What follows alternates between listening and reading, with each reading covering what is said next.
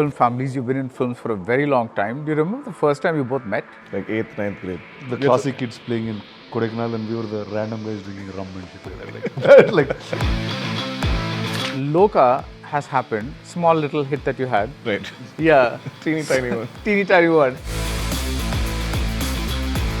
I mean, it's not something we could plan or predict. I was really happy with the team behind the film. The one risk I was taking was, I felt like if we're going to commit to this idea, then we better go all out. I built a team of people who are not from the industry. So now it's about investing in the right people, right teams, and the right ideas. Like even now, I don't know what genre this film is. Because it starts like something, it becomes something else, and then it moves to something. cinema set police station. But this face looked very much like Maharati somewhere. I said, I don't know if it's intentional, I don't know. We didn't know that number before Bahubali was ever there, that our whole industry was worth that also we didn't know. I fully believed that kingdom was mine and I was just behaving like... I've done like 3 films or 4 films before Bahubali. And that happened in 5 years of my life. And then the next 6 years only Bahubali happened. Yeah, Bahubali 1 that's and 2. insane, right? So, Yeah. I didn't know about Madras politics. I had no idea. I knew Mani sir because of I knew that was a big name. But it just didn't work for me at that point when I was a kid. With the exception of Rajni sir and Kamal sir, very few actors from Tamil ever crossed over to Telugu. It was just like they were anomalies in some manner. Someone like your father or Mohanlal, they end up making 4 films a year or 3 films a year. Mritu towels from Ramraj, premium cotton and bamboo towels. Super soft, super absorbent.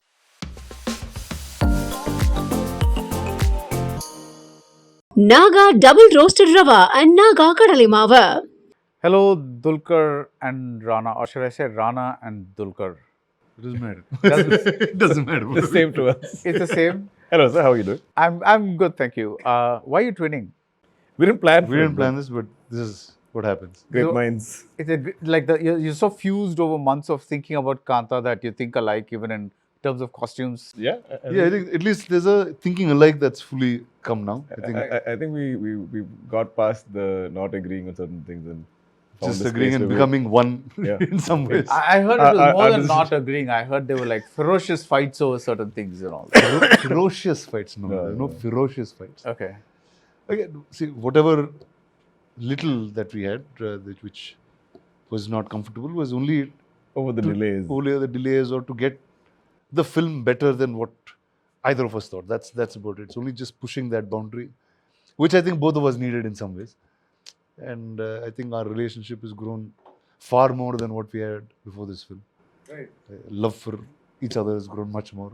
Where we're twinning We're without twinning realizing. and wearing the same clothes. Awesome, awesome. You both are from film families. You've been in films for a very long time. Do you remember the first time you both met?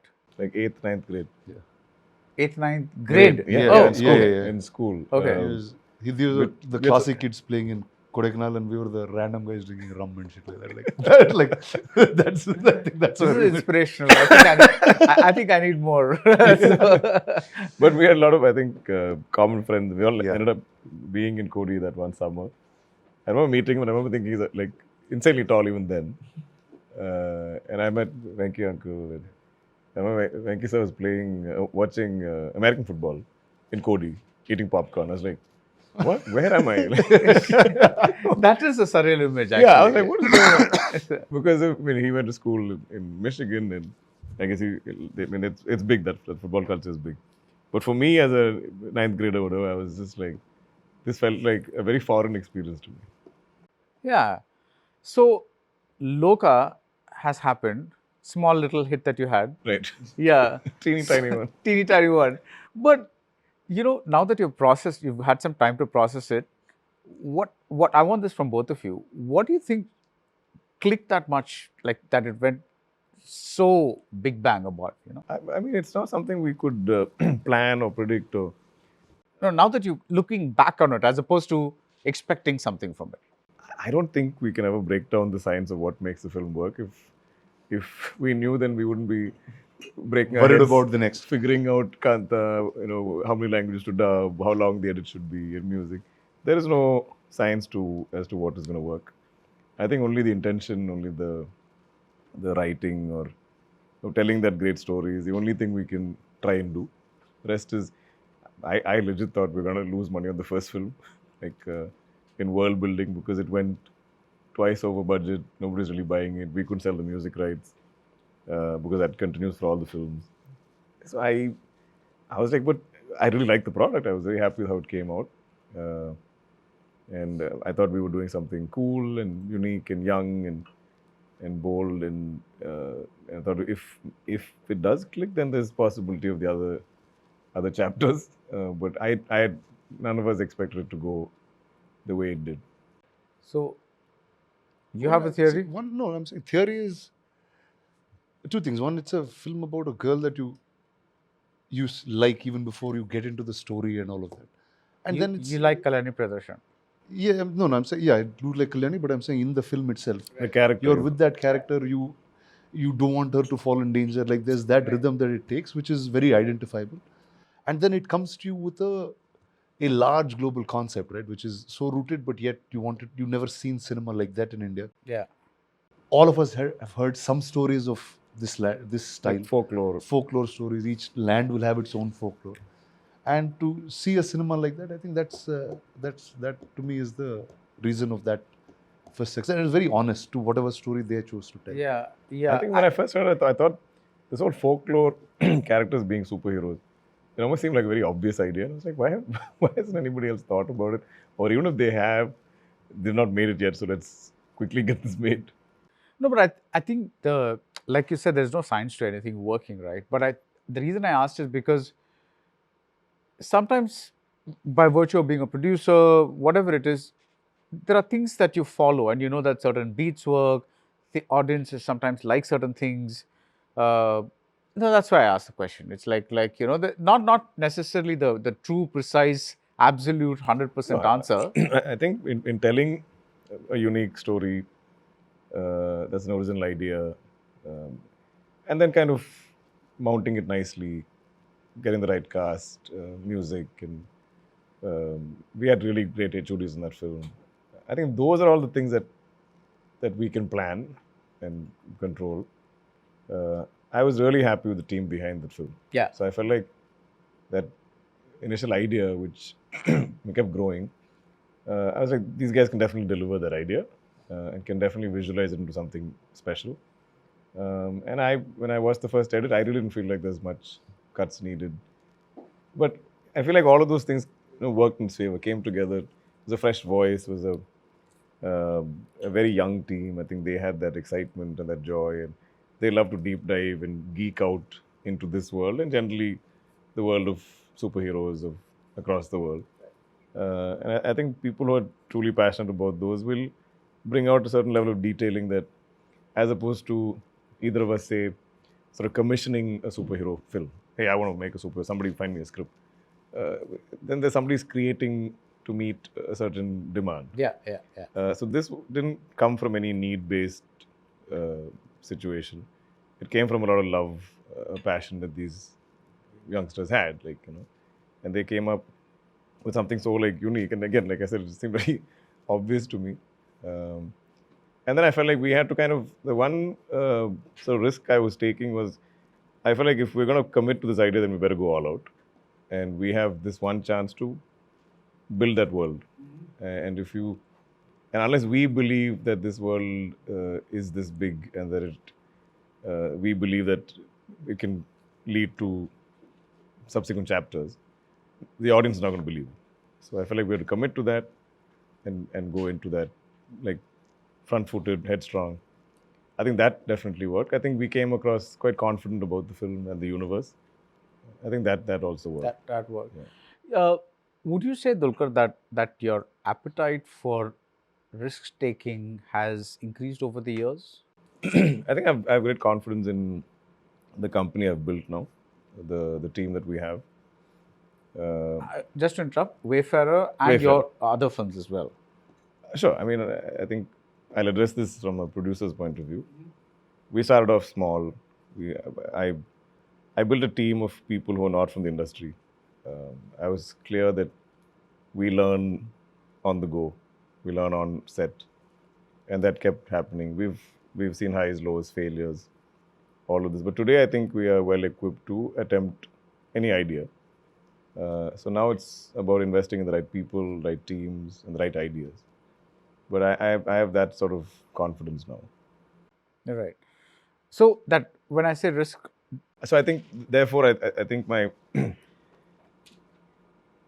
risk in the sense, I mean, I'm not going to be reckless, but my risk is in telling uh, a not usually told story or a never before told story, or that is a joy I've always had as an actor. And now I think, as a production house, I think we can back those ideas strongly. I think the risks would be in betting on the right people. But the ideas, I think we've always had an appetite for. so when I'm talking risk, I'm also talking about a film like Kaantha, because it's not it's a risk in the terms that it's not a surefire project. Right? It's not one of those things like he said. There's a difference between saying I want to make a superhero film and something that people deeply believe in, are invested in, and all that. So when you say that, the one line at least seems to be, this is a movie about a conflict that takes place in a film studio in a period, in a time period in the 50s or whatever it is, right? That doesn't exactly scream, 1,000 crores, right? It's like But it screams of a story you want to know. that's what I'm saying. Yeah. If something happened in a studio today, the attention that the number of people will have of what happened in that studio is extremely high. Yeah. So I think that's the interest. And see what screams 1,000 crores. We didn't know that number before Bahubali was ever there. That our whole industry was worth that also we didn't know. Now just because it's a number, today numbers have become a certain math, but that was never a math when any film is being made. It was not discovered while. I think each film has its own success and merit and its impact that it does to humans and audience in some manner. And I think box office doesn't measure all of it. Yeah. There'll be films that were probably not successful at the box office, but over time they became classics and Found love. They found love in a different form, right? I think so. That's to me. There's never a time that we decide saying this is how we want to make a film and go forward and make it. Yeah. It's always okay. Now this is the story. What's the best that we can do to this story to reach its largest potential audience?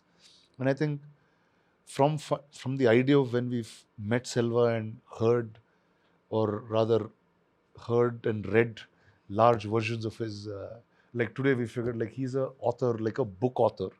He told us a book type, novel type story for many hours, and then We've been trying to adapt that to film. to a film. and I think finding that I'm saying this is like even now I don't know what genre this film is, because it starts like something, it becomes something else, and then it moves to something completely different. It's noir in its understanding.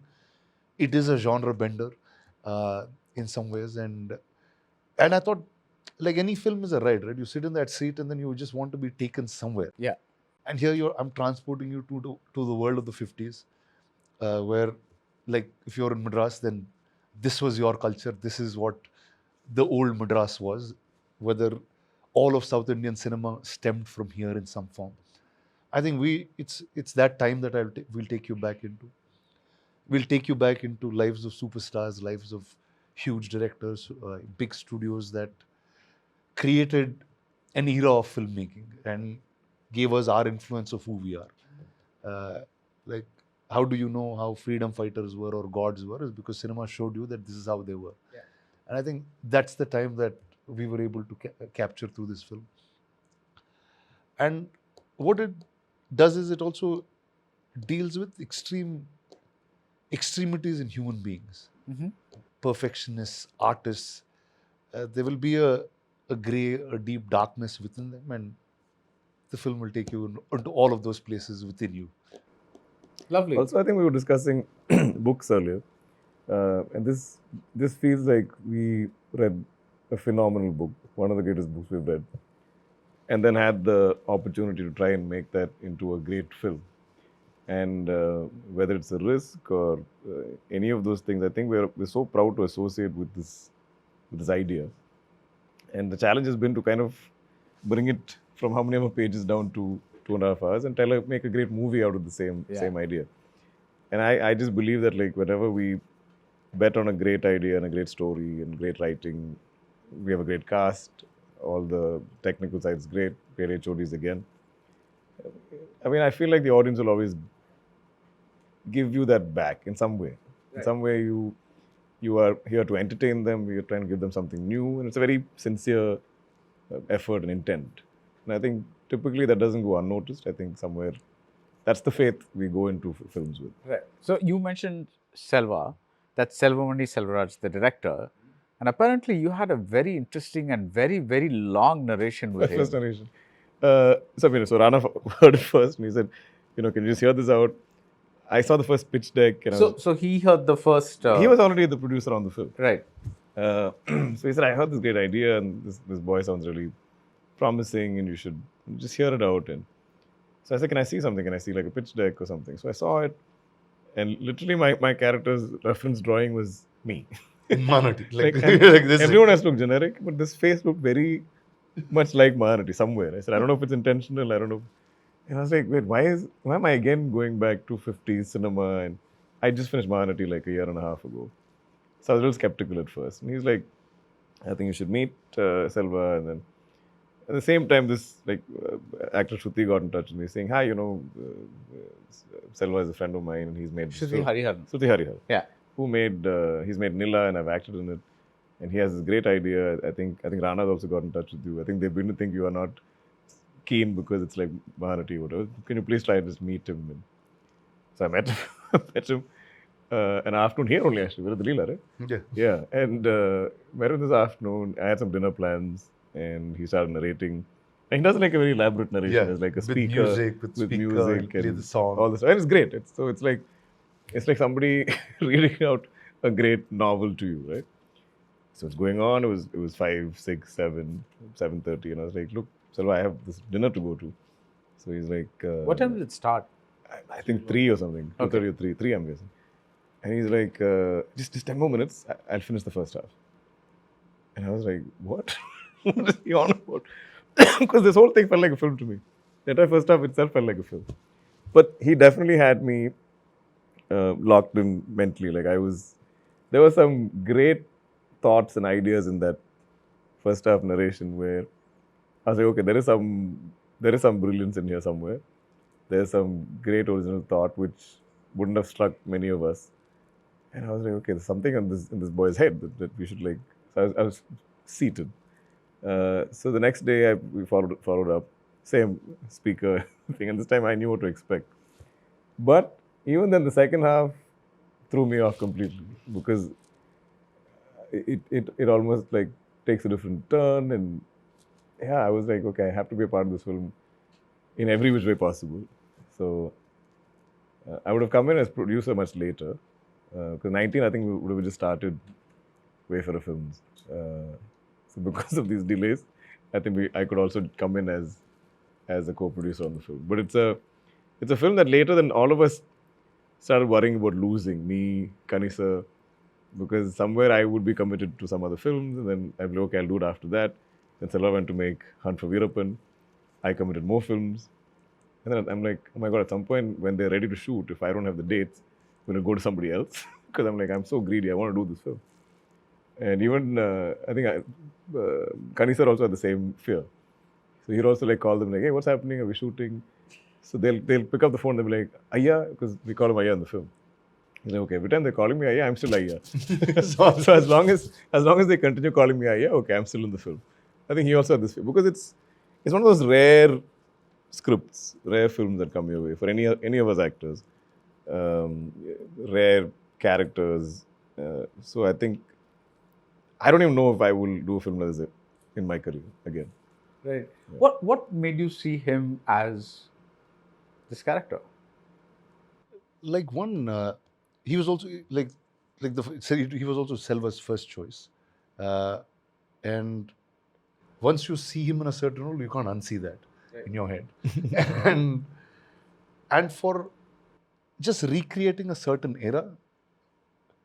There's a style that Dulquer has, which there's a certain classiness about him. There's a certain vintage way that he operates, where he just fits into Please anything. hire him as your PR manager immediately. So Imagine- he's Imagine me retro. keeping the straight face as when they're like saying these praises about me. This is true stuff. So, Like it's, and I'm saying, I'm sure many people have prayed things in period, but there's a certain aura that you want to carry around, and I just felt like there was nobody else but him that could pull that off so correctly.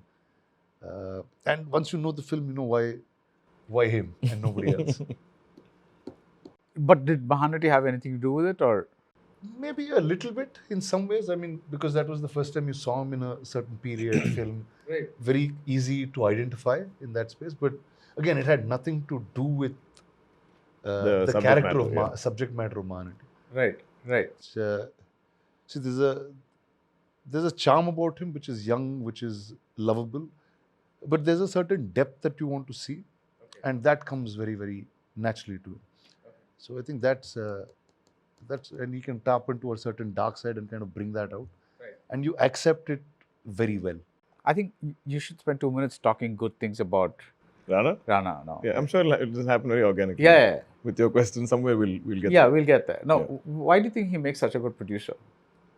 I think because he has this incredible incredible love for cinema. He lives, breathes, eats, sleeps cinema. If you see his house, his room, his multiple offices, because he seems to have an office everywhere. Because he's doing so many things. There's always a whiteboard and markers like written, and he writes down things he has to do and remember. There's memorabilia. There's he really celebrates cinema. Like if his personal space in his house has a painting which he commissioned, which has all the great actors of Telugu cinema in an almost like a Last Supper kind of way. Yeah. kind Oh, of it's way. really? Yeah, and it's beautiful. And Who's at the center? N.T. Ramarao as Krishna. Okay. So it's Ramarao, and it's also them in their most iconic roles. Okay. So yeah. so this is the kind of love he has for it.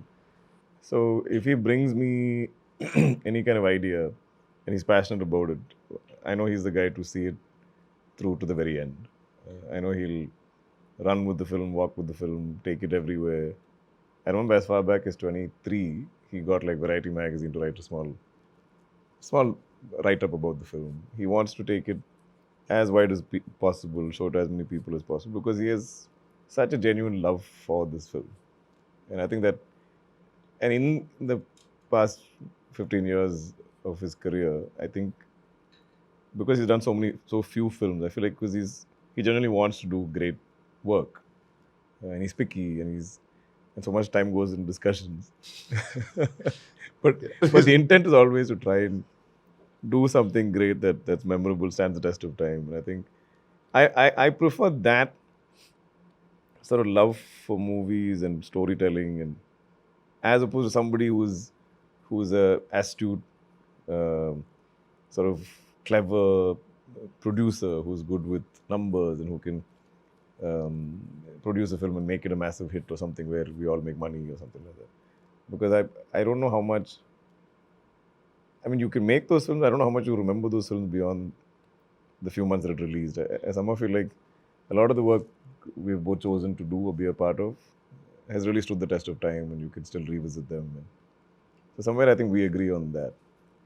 What's a film of yours that has really stood the test of time in your opinion? I think that there's always been like an Ustad Hotel. I know people still have a lot of love for like a Bangalore Days or a Charlie or a Mahanati for that matter. I think Charlie has a big cult following. yeah, it does. Yeah, It does. I think a Lucky Bhaskar could have that quality because I feel like it's very relatable. It's very easy to watch again. And I have a genuine love for my filmography. Like, I mean, very few films that I'm not like proud of or whatever.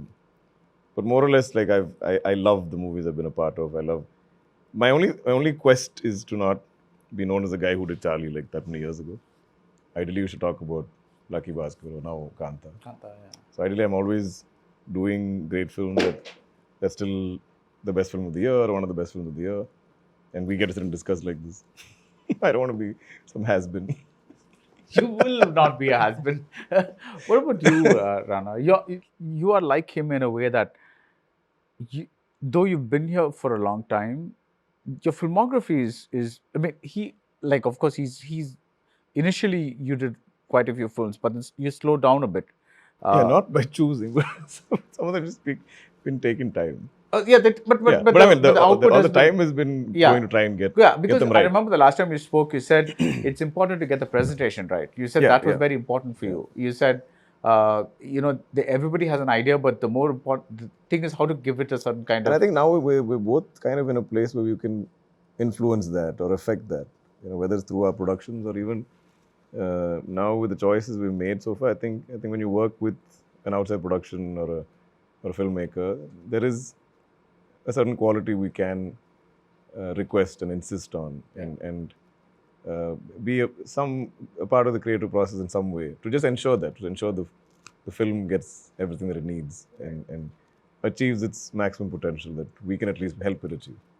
So he mentioned a bunch of his films right now. For you, the instantly iconic film is Bahubali, and that's It's pretty much for a lot of people in the country. yeah, Yeah. it's turned 10 and Yeah. did And you? it's still released It's and still still collecting releasing. a lot Yeah. of money. Did you So see it's- the Yeah. the big 3 or 40-minute cut, yes. yeah It's yeah. blessed. What did you It's feel called was- the epic, is it? It's called The Epic. Yeah. What is it like? Well, it's fun because that was the first story that was told to us. Okay. Because it was actually supposed to be one film at some point. And it was just a long one film, which is why it became two. But see, it's just so amazing to revisit that. And the fact that we got to see it a decade later and still aged very beautifully. There's a And on the big screen. And on the big screen, there's a certain scale to it that it first time. See, like what do you grow up in India with? You grow up with stories of mythology. You grow up with stories of wars, gods, and kings, and the only reference you have as a feature film is Bahubali in some manner, post the black and white era of films that were made. In this new modern time, this kind of reset, okay, probably this is how the warriors of the Mahabharata could have been. These were these demigod figures that can smash bisons, elephants with their bare hands and kill them. Like that, those things of myth that you hear in stories, I think we got as Indians to see it as the first time. Forget the fact that I was in it, but just the fact that it came onto that screen and with the vision of someone like Mr. Rajmouli who pushed each boundary.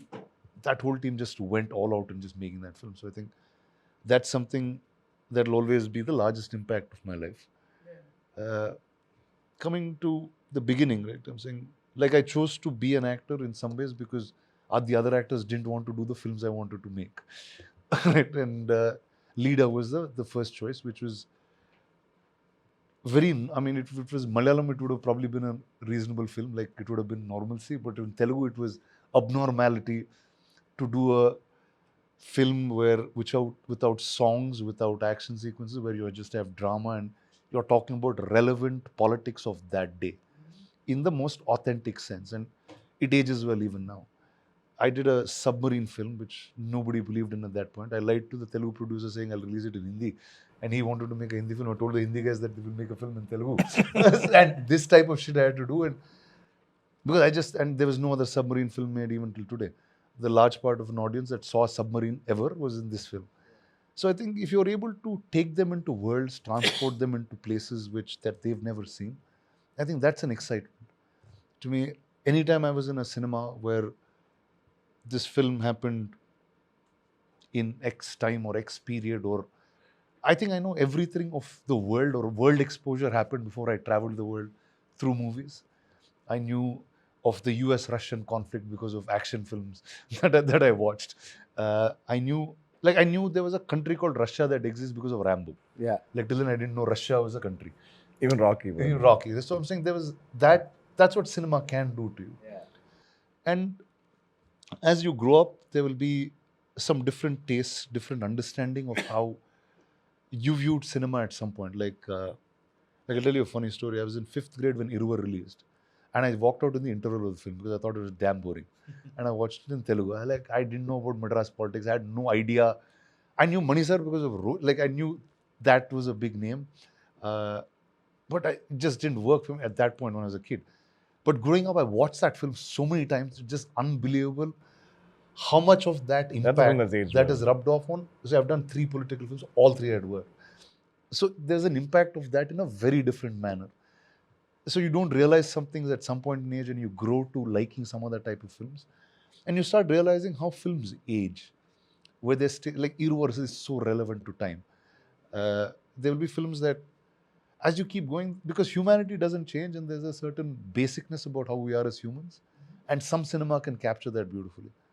And I think, hence Kaantha, coming to all of this, is like when I first heard, again, I obviously heard the full day narration of Selva. He met me in the morning, and This has become legendary. I know. I need to hear that now. see, it's almost like he's really like he's an audiobook with music and all of that, and he's What just, is the music he is playing?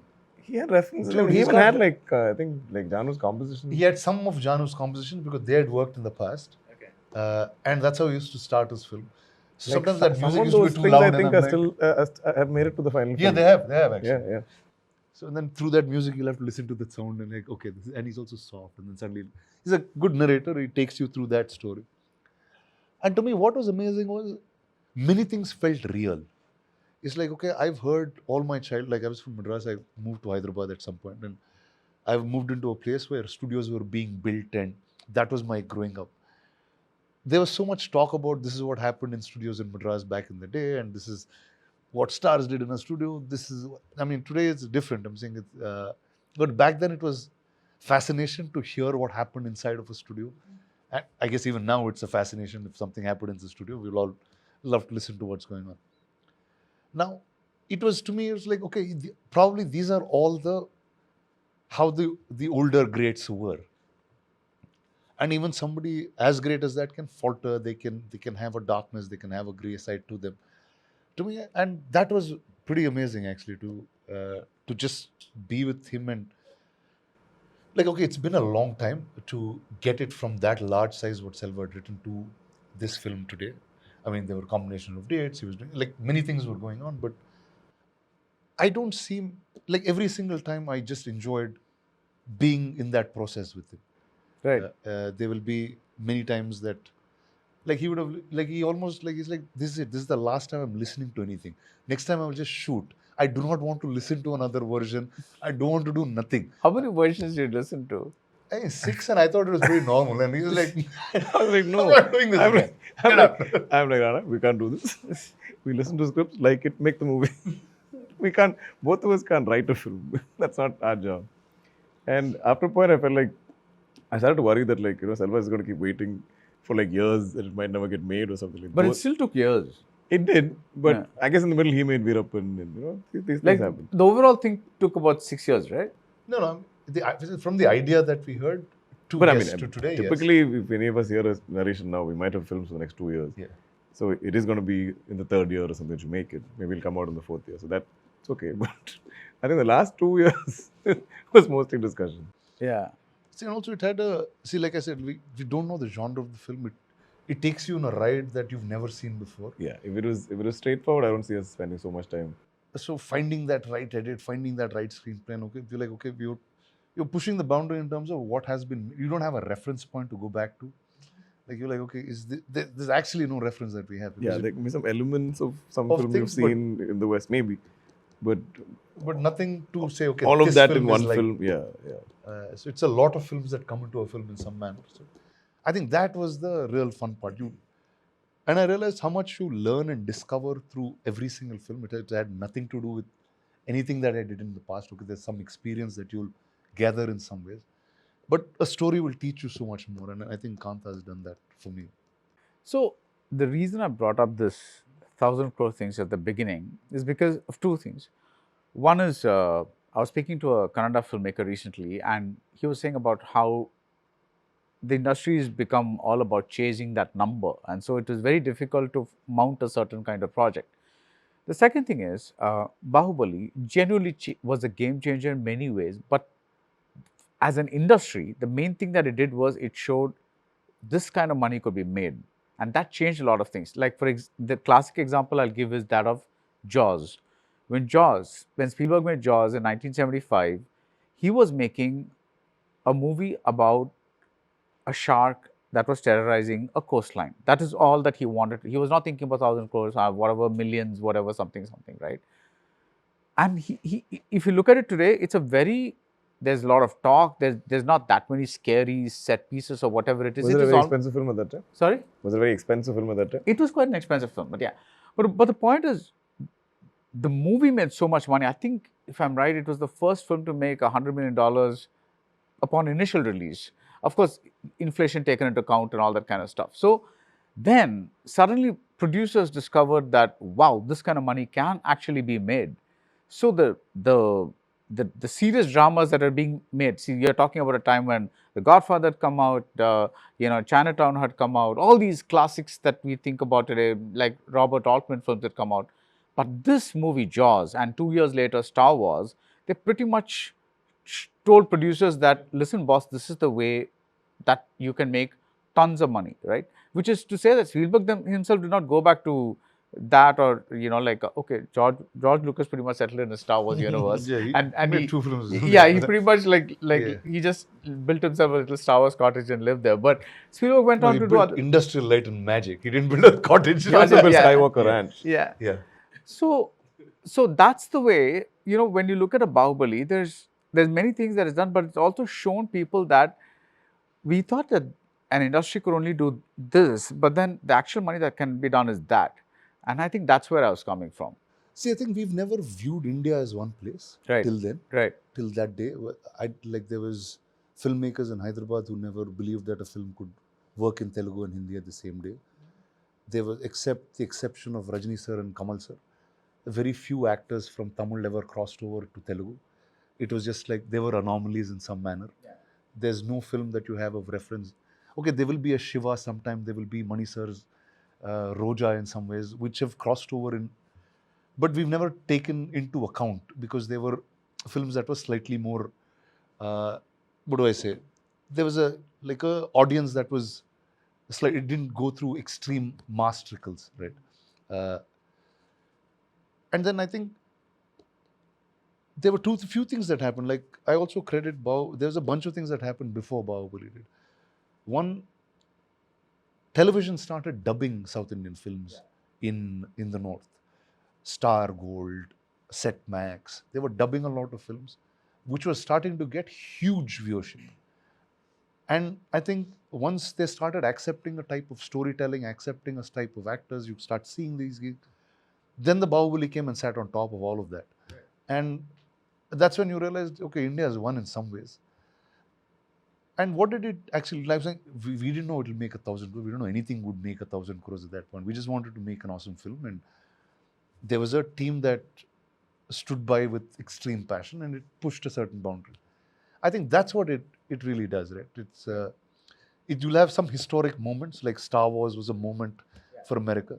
Bahubali was our moment. We're just lucky that we got to be part of that and see it. So to me, that was the college I went to. Like I've done like 3 films or 4 films before Bahubali. And that happened in 5 years of my life. And then the next 6 years only Bahubali happened. Bahubali 1 that's and 2. insane, right? So, Yeah. so it was majority or more than half my career. Yeah. So you got to see things that were pretty exceptional. See, okay, beyond that 1,000 crores and stuff, like you have love that comes from countries like Japan, and like you just don't know. I mean, there are people who don't even know how you look or who you are, but they've connected to a story. Yeah. It gives you a sense of, okay, you can tell a story and there's a world out there that will watch you. And I think that's the time that we are all in. Right. I mean, take indie films that are small in India, that they do some brilliant numbers abroad in festivals and others. We've been part of some cycles like that. So I think it's that story that you tell will find its audience. You just have to make it authentically and right. That's all. Right. Now, Dulquer, about your performance, let's talk about performance in general. There's this perception that, oh, Dulquer's, this urban guy. So I guess an OK Karmani is more of him being himself as opposed to actually performing. Whereas a solo where you're doing 4 roles or maybe even a Kaantha is where the acting really happens because he's going beyond What's familiar. What's familiar. Is that a right thing to say? Yeah, sure. As in, it's I think this was the curiosity, right? When you first hear this idea, is the how am I going to play this? And I feel like today I want to do stuff that scares me in some form. If something is too familiar, the only reason I would choose to kind of do it is if it still has a great story. Um, and rarely do we get films which are. And I've always tried to kind of like hero the story first, hero the film first. I've not really chased character so much. So rarely do I get both together. And I think Kaantha will probably be the most challenging in that sense. Because every other scene, multiple film within film sequences, all of this was pushing me into spaces that I didn't grow up consuming cinema of this era. We have some reference points of maybe some songs or some scenes we've seen from films, some films which we've seen. But like magical things happen when the world the filmmakers created for you is so believable. So not just his writing, I think of course our production design and our cast and everyone in their costumes and in our set. Because a lot of the film within film stuff, when we first, we're like, okay, day after we're shooting that sequence, and we'll be like, how are we going to stage this? How am I going to do this? I don't know. And Selva was also like, yeah, let's just keep discussing it, much and we'll find it. But the first time we attempted one of those, something magical has happened where when you get those lines and you're in that costume and you are reacting to another actor or you're performing, you get everything from the subject matter. I don't have to go to some reference point or keep somebody in mind. Some of those lines can only be rendered a certain way. Some of the writing from that time requires a lot more body, requires a lot more head. It becomes a lot more physical how you render it. And this stuff, then what we realized was, we even stopped discussing it. We're like, it'll just happen, Macha. We don't know. Something will happen. Like on that day when you're shooting that sequence, something will happen. And playing TKM for me was interesting because I'm playing somebody maybe a little older than I am, hugely more successful in a different era, very celebrated, very loved, but flawed. So all of these things were interesting, challenging, exciting. And I think it's also about us as actors kind of getting filmmakers and producers who are also pushing you. Yeah. A lot of the times it's, if you're just telling the story, sometimes it's not about, how much can you push this actor? How much can you push that performance? So I think this is one of those rare opportunities. No, when you say, how am I going to play this? Are you talking about, let's say, an emotion? If you read a scene, a typical scene of, I'm at office and I get a phone call, somebody's unwell or my wife's in hospital or something. You have a certain fixed notion of how you're going to play that. Right. But I don't think Kaantha came with scenes that you can immediately dive into sort of any kind of memory or emotional memory. You had to kind of imagine what it would be. So I feel like whether it's attire, clothes, styling, Okay. everything gave you something new. So like you said, like maybe I'm in my head, somebody urban, born and raised in Chennai, educated in the US. So when you're telling me I'm playing a 50s superstar, and then who's also making a film within this film, some scenes you don't know how it's gonna. So I'm like trying to understand from my director, like, how are you seeing this? How do you see this man enacting this scene? After a point, we didn't have enough notes on how to conceive that. But even Kani sir agrees. Something just when you in that moment, in that scene, you have those lines and you look a certain way, and the entire world is so believable. Some magic happens. So like any of those reactions or cuts you see from the trailer, it's not something that we could plan. Like we just be like, okay, but I'm just gonna roll, and I'll be like, okay, I'm just gonna go see what we can mark some beats. This is the amount of space I'll take, and then just let loose. Yeah. So that was an incredible experience for me. I think so far in my acting career, this was something I don't have experienced something to this extent. There have been, yeah. Nice. When either of you, when you're acting, Have you ever felt that moment where you're escaping yourself and just being the character? Yeah, sure. Sure. I think especially this film affords that a lot. Okay. I mean, you have those moments, fleeting sometimes. Sometimes, like, I've had a few moments in my early films. There were times I could fully believe the life I'm living in a film. That's a lovely way to put it. Yeah. Fully live the life I'm living in a film. Completely. Yeah. Like, I mean, I think my love for like Lucky Bhaskar comes a lot from that. I could believe that house. I could believe that bank. I could believe my colleagues. I could believe my family. I could believe my friend. I could believe that's his life. That this is his scooter and this is what he's struggling with, and his debts and his sudden fear of losing his job. Like, I think those breakdowns happen very not planned. It just that moment where I felt like he's going to lose his job. I felt like I was him at that moment. Yeah. And I think this is what, as actors, we live for, where somewhere you forget. Where that, I mean, it's magical where you get to step into this world and it's so believable. And within action and cut, I can then go into any extent to make it believable for myself. And everyone around me is also aiding that process.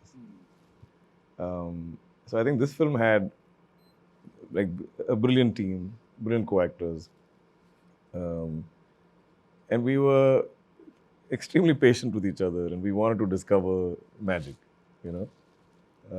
So it's why the making of it is unforgettable. And then the past 10 months, our challenge has been, how do you do the maximum justice to this magic that we made? Which is the post-production. Yeah, where it is still appealing to a theatrical audience. It's there's no point of only our team loves it deeply and, you know, it's not made to entertain the audiences. So, and I think we've found that perfect balance. What about you? When you were leader or when you were Balala Deva, were there moments where you just were that person as opposed to a guy in a costume? I fully believed that that kingdom was mine, and I was just behaving like. And say when you're doing something for a long period of time, I like if I'm doing a film, it just like Leader took 2 years to get done, like 1.5 years to get done. Like just filming of it was 140 days and stuff like that. You become like I think like I used to say this at some point. I don't know if it still stands true, but who I am is somewhere a sum of all of those people. Like what the understanding of life I have today is told through, why do I know about politics in this country? I just know it because of Leader. I know it for no other reason. I understand how MLAs work, MLCs work. I understand how elections work. I understand how electoral systems work. I just know all of these things because of that movie. I know kings, I know kingdoms, I know history, I know wars because of the warrior I played. I know military conquests, I know things that happened with the Navy. I just know these things because those characters gave me some part of that. And it's odd that all of those films have nothing to do with my real life or the person I am, but Phoenix has. The only guy who is as crazy as I am, who can say whatever inappropriate things in any position. So I think I really had extreme joy in playing this guy, and also funnily he was the only character that wasn't fully written. Like, you know, okay, Phoenix comes here, does this is the function, this is what it next, but we just never got into character. How he's going to behave. How he's going to be. Till the day we actually, or maybe a couple of weeks before we just started filming.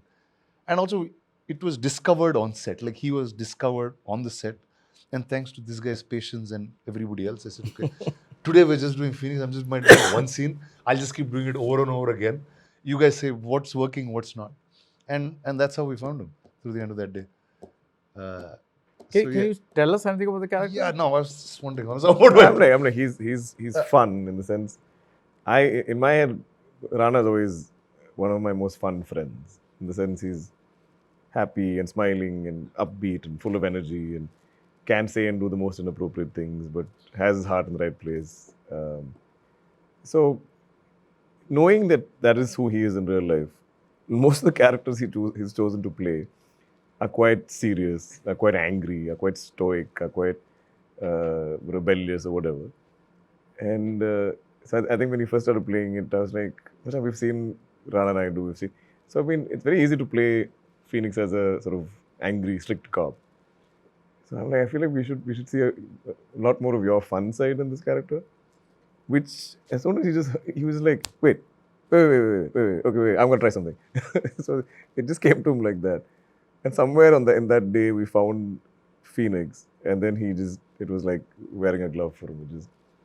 He had a ball with it. Even yesterday I was doing dub corrections, and I suddenly noticed one reaction you did to something very serious I'm saying. And I just burst out laughing, and the engineers in the back couldn't tell what I was laughing about. And I was like, no, just rewind back. I said, look at Rana's reaction. It's not really on him, but it's just hilarious and that happens because he was completely letting loose and being this fun side of him. Can you tell us if this is based on any one particular person? Who, like, No. Phoenix? No, No, the film? I mean, see, there'll be some loose ideas from different stories that we've heard, or I think that there'll be a stem from Selva. But by the time it became a full script, it's a fully fictional film. It's right. It's not like Mahanati, No, where no, you. No, it's not a yeah, biopic. yeah, It's no, not. it's not about It's not a any- TK Bhagavathar biopic. Yeah. no, not at all. It's fully a fictional tale. MK. Tyagaraja. Yeah. It'll just make you feel like, okay, this is probably what would have happened with X yesterday star, or this is how stars of that time lived. Actually, there's something that we did which we never pulled off. So we had an archive of pictures. I don't think you even saw it. We did that for some point, and then after that, it's for a scene that Selva wrote, and we never made it. So it was an event. We said, okay, we took a bunch of images from back in the day, from the studio archives, and we started placing Dulquer along with those stars. Are you serious? Yeah. And This is like Photoshop kind of. Photoshop type stuff. I said, okay, can we just make news art, because we had some stuff to do with news. He was at a certain event. This is what happened, and I was like, wow, man! Like, time can be only recreated here, and it also felt like we were living through a certain time, which we always fantasized about. We were like, okay, this is what the grand old days of, or like they used to call it, the golden age of cinema, where studios were making these amazing movies. Yeah. I've read this amazing article by an American critic where they said that in those days, cinemas were like the temples and the film stars were like gods.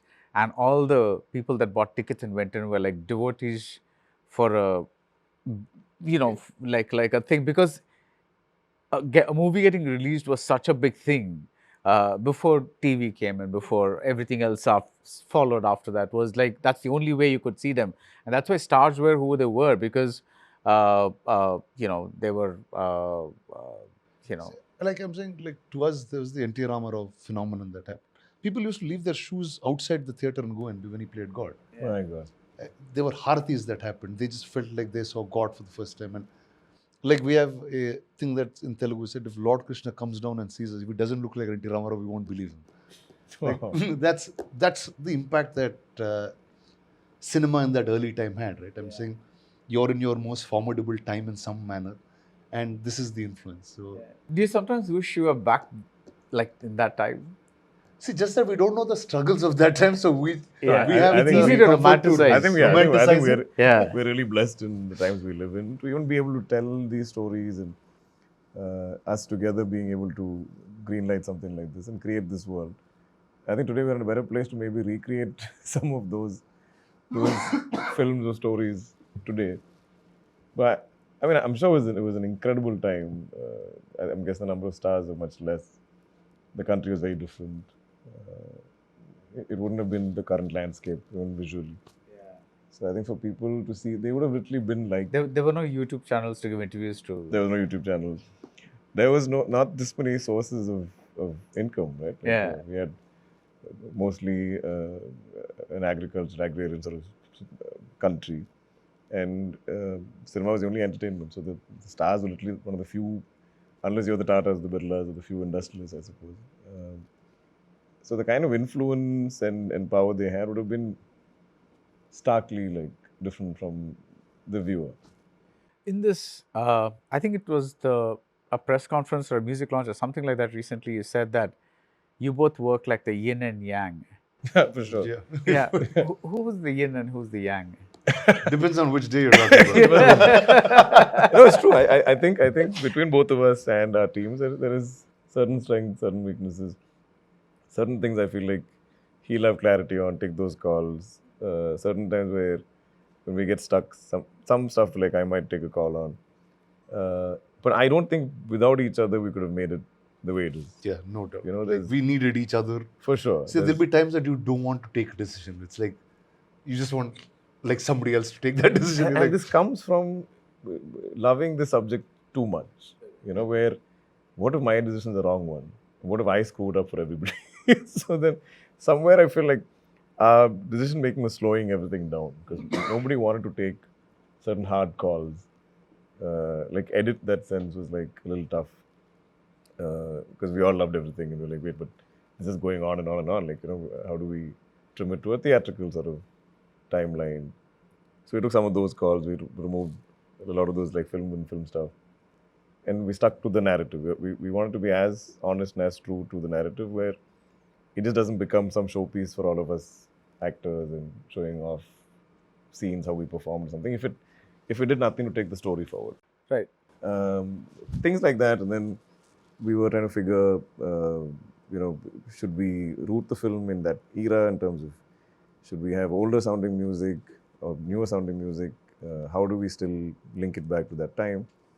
But now I think the soundtrack is really connecting to the audiences today. But that's also something we arrived at. I think when Panimarle first came out, it didn't fully connect because I think the sounding was a little more period, which we were trying to think, we were trying to be authentic, but that didn't gel with an audience today. So in some way, the delays and things have been a learning. We've been able to. So I think what we finally arrive at with the film will be, again, I feel like the film just demands and makes all of it happen for itself. Rana, explain this to me. Just what Dulquer just said, right? Which is like, it took a while to edit down the film from a longer time period to a theatrically viable thing. Now you have a screenplay. You go in with a bound, right? And that has a fixed number of pages. Sure. sure, yeah. So I'm just trying to understand this. Let's say it has 120 pages. It should be 120 minutes. 100. No. So assuming Roughly. that there's pauses, this, that, everything. Let's say it takes 135 minutes, right? It's assuming everything. Why would you get to a position where people end up with 4-hour cuts and 5-hour cuts and all that kind of stuff? It's like, and you hear about that very often. Yeah. I've had many 4-hour cuts Yeah. in my life. But I think those 4-hour cuts happen when there is not so much of a bound script or Is that screenplay. right? Okay. Yeah, because I think when a lot more writing and discovery happens on the go, then it starts to meander, and I think that's when that happens. If you have this bounce, you're more or less, your timeline is not going to go off more than 15-20 minutes. Yeah. But this is always something we were going to treat as a drama. So we always knew it needs a certain length. But then how much is too much? How much is too less? What's the length now? 235. Okay. See, I don't like, to me, a number on any length doesn't mean anything actually at all. No, It it doesn't. doesn't It mean doesn't. anything. It's See, if only the movie is engaging, It's it the is. journey that you take it, and Yeah. whether it's 1 hour, whether it's 3 hours, it's still, if it's Correct. engaging you enough for that style of storytelling. Yeah. Like there might be a 2-hour film which you just feel like it's just never getting over. Yeah. Like that happens many times. Oh, too. yeah. Like a really. So, like I don't even He know has how. a film in mind, actually. See, I don't even know how to communicate it by time. Like I remember, like many times in the edit, I just finish the edit. Like, okay, we're done, we're satisfied, and I don't even care about the time actually, because But I that's, think these are worries that we get into when we still have to appeal to audiences, across regions. And there are people who will read it based on time, and it'll be, they're assuming the genre is a certain type of film. They're like, oh, it's this runtime, therefore it might be slow. So I'm like, let's avoid those preconceived sort of notions where I just wanted to have a fair chance day one. And I feel like once they watch it and they're engaged, then it'll just spread word of mouth and it'll do those magical things. But somewhere these worries will come into our heads, right? Yeah. Do you have a title? Young superstar, something Nadipu like that. Chakravarti. Something like that. In the yeah. film? No, in Yourself, real life? Yeah. No, I sometimes joke about being retro star or period star or something. Yeah, you should, right? Because of all the Because period films that all you the made of period late. films I do. Except Chup, which is, Set if you into don't it. know, I've told him to, like, it's one of my favorite films of his. and I think we shared a secret love for it, which many people don't. I don't know. I'm like, So but it was also a fun film to make. yeah, Uh, a very quirky film, and he was very, very good in it. Have you seen it? Of course. Yeah. So, but other than that, before that you made Sitaramam. After that you made Lucky Bhaskar, and then you made in series of between, there was the King of Kotha. King of. That's also a period film. That's also period, actually, Yeah. right? Yeah. So yeah. Hey, my next film, I'm Game, is very modern, very slick. Yeah. I'm playing someone cool. Someone like biking, leather jackets. No, that we'll kind get to that. of- Let's stick to Kaantha. Let's stick to Kaantha. Okay. What's it like being a producer in a film in which another producer is an actor? But he's also a producer and actor in the film. Yeah, but I think you have the bigger role, right? Sure. Yeah. See, one, I think, first, this is the first time I've done it. And if it's not him, I don't know, like the other actor would have thrown me out and said, just get another producer on the film or something like that. So this is like a true bromance going on here. Yeah, okay. Yeah, man. See, I'm saying Yeah. sometimes it's very hard to, like, take for example, if it's hard to convince actors, it's hard to go take a story to somebody who likes it. Now, if the story is not in that regular business meter, right? Like what the earlier part of our conversation was, will this be a 200 crore film? Will this be a 50 crore weekend? If it's not sitting in that classic pattern, like it's easy to define, the market defines a film of an actor in a certain way. Right. Okay, Dulquer, you're making a love story, okay, it'll do this. Like there's one calculation in math based on some previous work.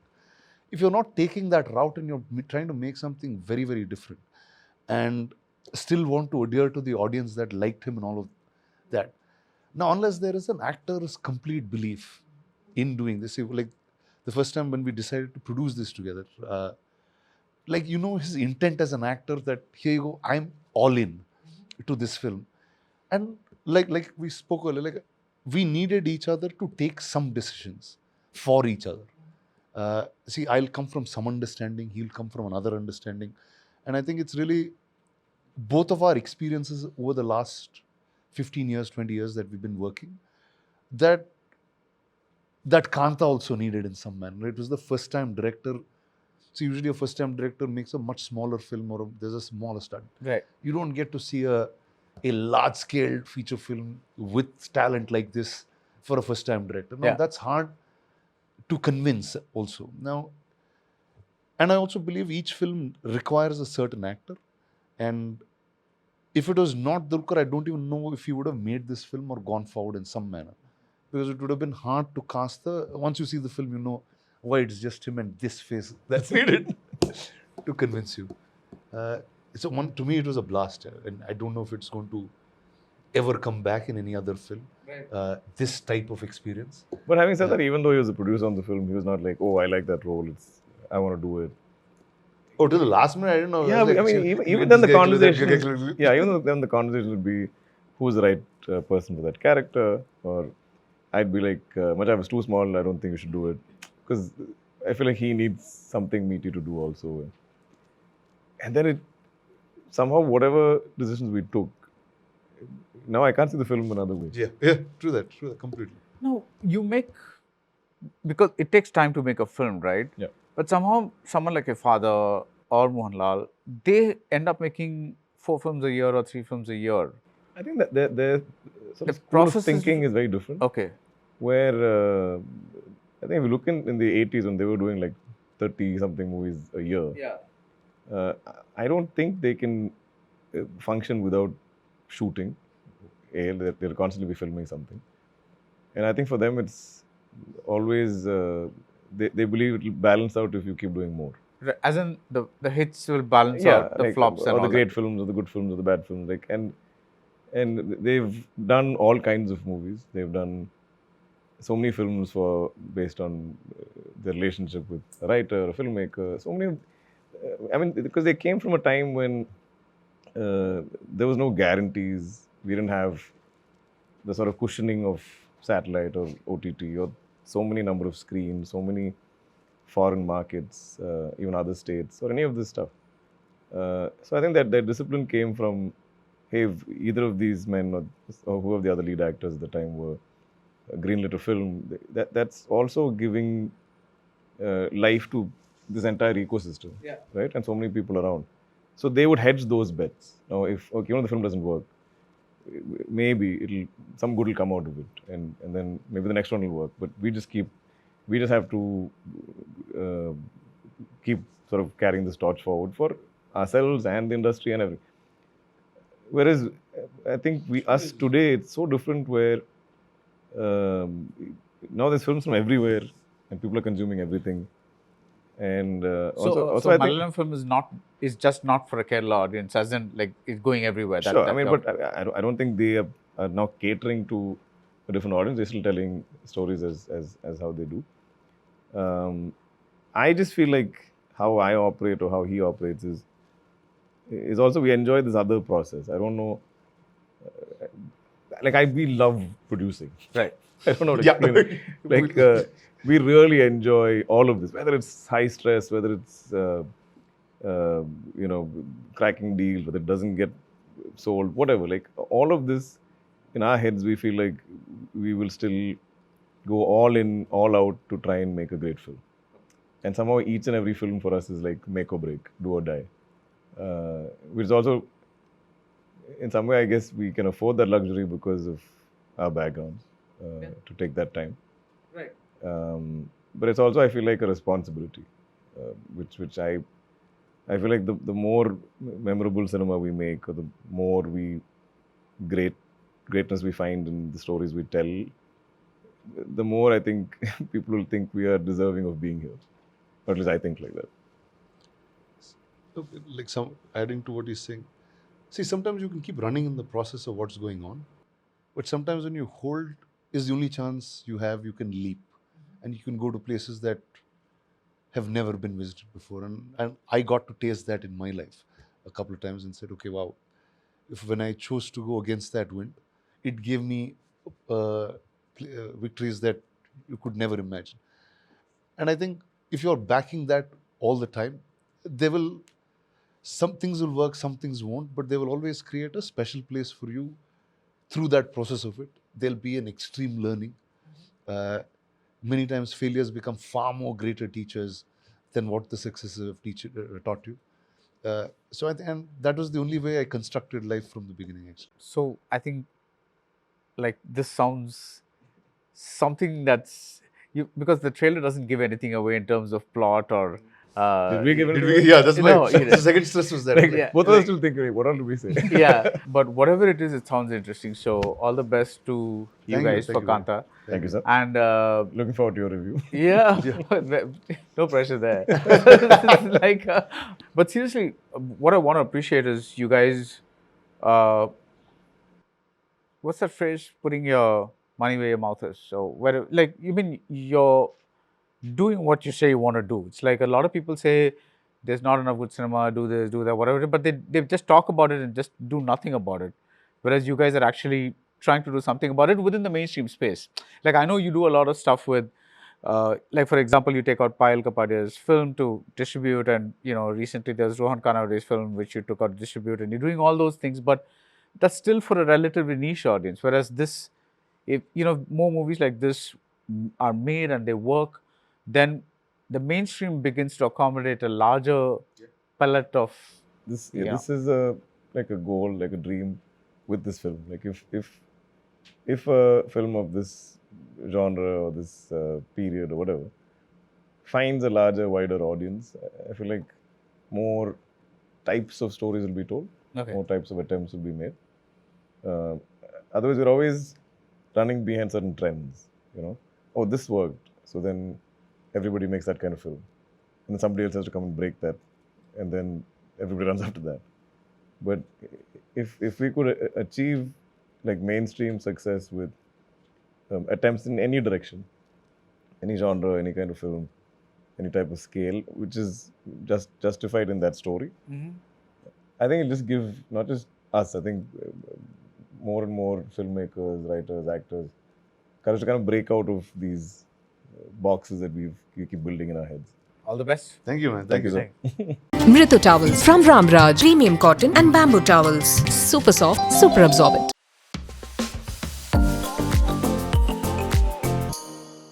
Naga double roasted rava and Naga kadali mava.